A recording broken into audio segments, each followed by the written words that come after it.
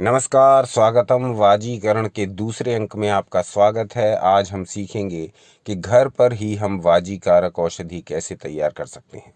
हमारे शास्त्रों में बहुत सारी वाजीकारक औषधियों का वर्णन दिया गया है, उनकी सेवन विधि आदि सब दी गई है। आप धीरे धीरे करके आपके समक्ष उन सब को प्रस्तुत करेंगे, परंतु आज का जो अंक है वो घर पर ही हम एक वाजीकारक औषधि को कैसे बना करके उसका प्रयोग कर सकें, इसी पर आधारित रहेगा।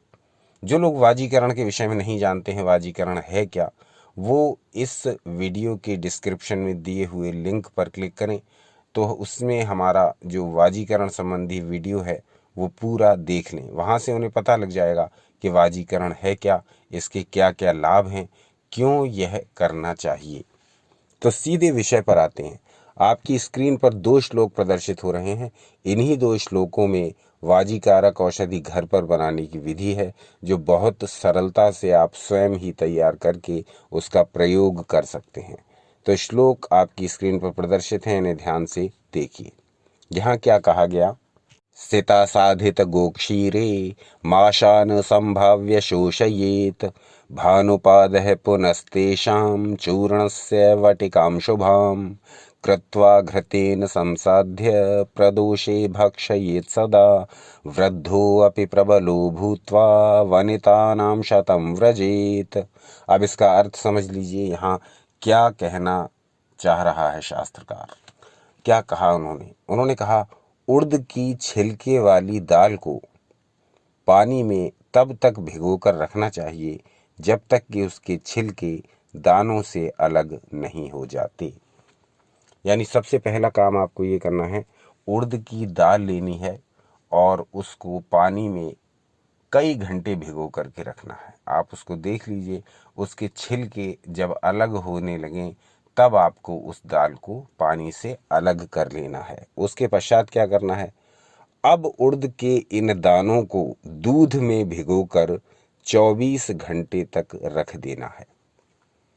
अब जो उड़द की दाल के दाने आपने पानी में भिगोए थे और उनके छिलके अलग हो गए थे, अब इन दानों को निकाल लीजिए और अब इन्हें दूध में भिगोइए 24 घंटे तक। गाय का दूध मिल सके तो अति उत्तम है, नहीं तो भैंस के दूध में भी इसको प्रयोग कर सकते हैं।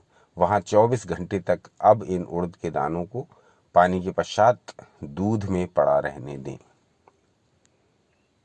24 घंटे पश्चात इस दाल को अलग कर लें दूध से और इन दानों को, उड़द की दाल के दानों को धूप में रख कर सुखा लें। बहुत अधिक सुखाने की आवश्यकता नहीं। जब इनमें हल्का सा सूखापन आपको लगने लगे तब आप इनको हटा लीजिए। अब आप इन उड़द की दाल के दानों को अच्छी प्रकार पीस लीजिए। अब ये उड़द की दाल की पिट्ठी बन गई आपके समक्ष। अब आपको क्या करना है, इनके बड़े बना लीजिए। उड़द की दाल की इस पिट्ठी के बड़े बना लीजिए और उनको देशी घी में तल लीजिए। उड़द की दाल के इन बड़ों को देशी घी में तल लीजिए। उसके पश्चात इनको चाशनी में डाल देना है। तलने के पश्चात, देशी घी में तलने के पश्चात इनको चाशनी में डाल देना है। अब इनको बाहर निकाल लेना है और एक बार पुनः सुखाना है। एक बार पुनः सूखने देना है। जब ये पूरी तरह सूख जाएं, तब इन सभी बड़ों को एक डिब्बे में भरकर रख लेना है। सभी बड़ों को एक डिब्बे में भरकर रख लेना है। बस हो गई आपकी वाजीकारक औषधि तैयार। अब आपको इसका सेवन कैसे करना है, इसके बारे में कहा गया। प्रत्येक रात्रि को अपनी पाचन की क्षमता के अनुसार, कोई व्यक्ति एक बड़े ही डाइजेस्ट कर पाएगा, कोई 2-3 भी कर लेगा। तो जैसी आपकी डाइजेस्टिव पावर हो, जैसी आपकी पाचन शक्ति हो, उसी के अनुसार आपको 1, 2 या 3 बड़े तक एक बार में लेकर के खाने हैं प्रत्येक रात्रि को। और ऊपर से आपको दूध पी लेना है। अपनी पाचन क्षमता के अनुसार 1 से 2-3 बड़े तक खा करके प्रति रात्रि ऊपर से दूध पी लेना है। दूध भी अपनी पाचन क्षमता, अपने शरीर की कैपेसिटी के अनुसार। दूध में भी कोई नियम नहीं है कि आपको इतनी ही मात्रा में पीना है। जितना आप डाइजेस्ट कर पा रहे हैं उतना ही दूध पी लेना है। तो ये प्रयोग बहुत ही सिंपल, बहुत ही सरल, बहुत ही सीधा दिखाई देते हुए भी बहुत ही प्रभावकारी प्रयोग है और बहुत ही अधिक उपयोगी प्रयोग है, बहुत अधिक वाजीकारक प्रयोग है।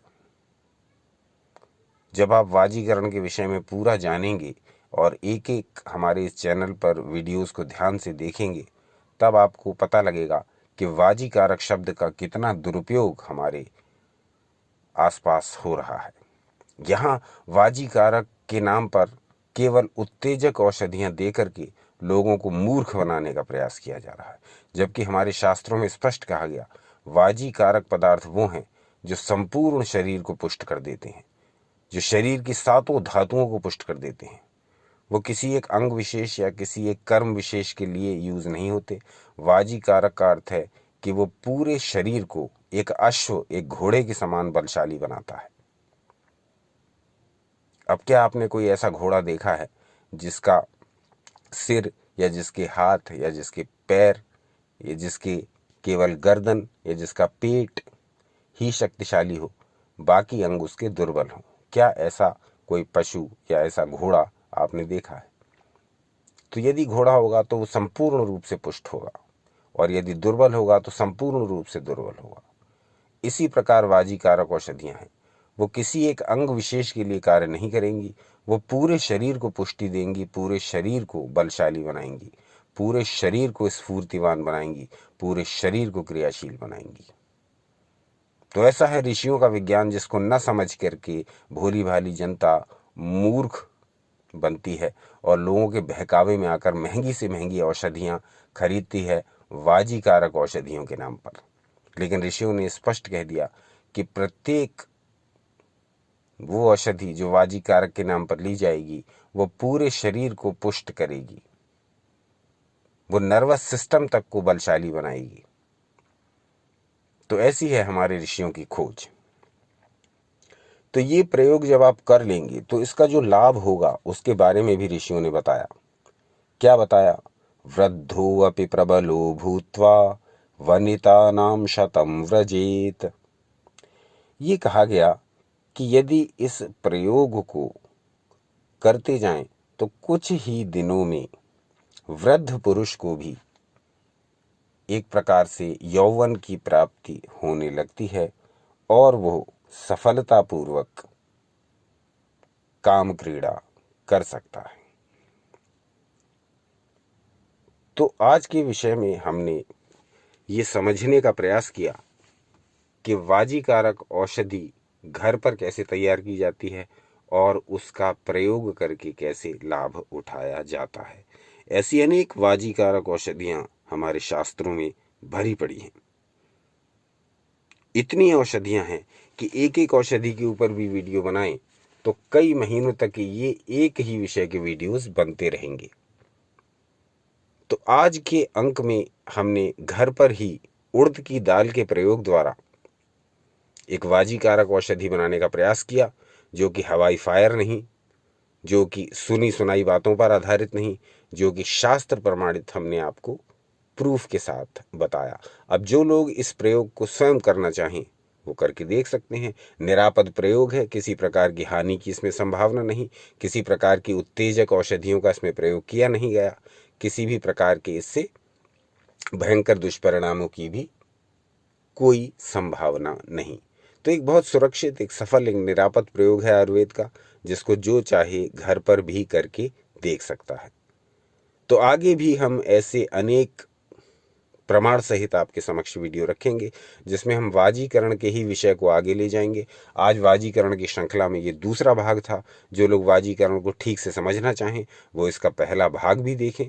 जिसका लिंक हम इस वीडियो के डिस्क्रिप्शन में दे रहे हैं। आज के अंक के बारे में अपने विचार बताइए और इस विषय में क्या जानना चाहेंगे ये भी बताइए।